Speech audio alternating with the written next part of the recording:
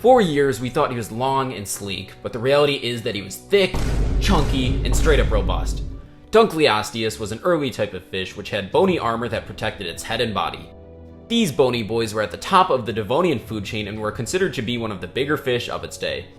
Today, I'm going to be recreating the Dunkleosteus with its true proportions and giving it away, so stick around. Recently, a study revealed that Dunkleosteus was less than half the size we had previously thought. Before these findings, we had thought that Dunkleosteus was 30 feet long, but based off the study, it would have only been the size of a large manatee.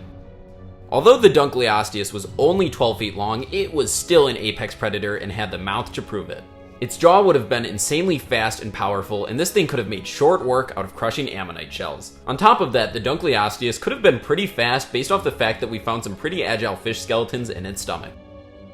I think there is something to be learned from the Dunkleosteus, and that is it's not about your size, but what you do with it. This fish was less than half the length we had previously thought, but that doesn't change the fact that its head was still the same size and it bit just as hard. I just want to thank Miniature Museum for sending me this awesome model. Go check them out, link in the description.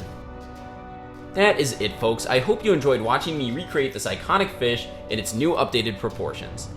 Does the change in size impact your view on how intimidating it was, or is it just as scary? If you want a chance to win this model, make sure to leave a like, comment, and subscribe. I'm going to be announcing the winner next video, so stick around.